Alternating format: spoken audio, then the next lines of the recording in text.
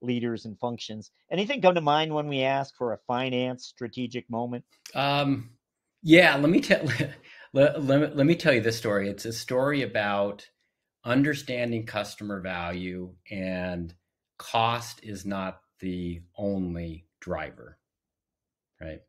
So I'll go back to the Tesla days the where the model when we were creating the Model S, right? We wanted to have auto presenting door handles. So these door handles would uh, appear as you walked to the car and allowed you to get into the Model S. And we wanted them to be flush with the overall components of the car, and which effectively translated into an impossible manufacturing cost. Because when you think of the geometry of the car, most cars have four exactly identical door handles, and they do that because of cost, because now it's four handles per car versus just one. Model S was different.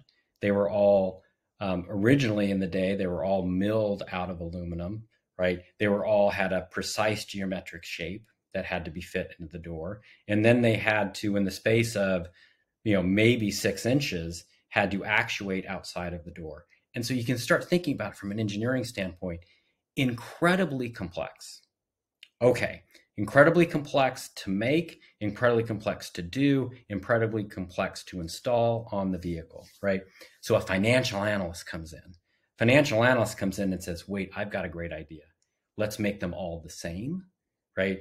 And this auto present idea is really great, but we can save hundreds of dollars in the price of the car. And this in the car industry, you're looking for quarters and dollars all through the bill of materials, right? So when you're talking hundreds of dollars, it's like, this is a fantastic moment for a financial analyst, because now you figured it out. You can drive a whole bunch of margin, straight margin to the line as you're reducing the cost of the car. So you come up with this great idea and you say, that's great. This is what we're going to go do, right? And so my team came up with this, and we said, this is the greatest idea ever. We should just go do it, right? Yet the company didn't do it. We didn't want to do it. And with the idea got shot down, and we scratched our heads. And so I went and I talked to some of the designers, and I said, well, why did you, why, right? This is like, we all have these cost down targets. Why did this happen? And he said, Mike, what's the first tangible experience that you have with a car? Right? And I said, well, I see it and I walk up to it and then I touch the door handle. And it's like, have you touched the door handle? Have you actually worked it? Right?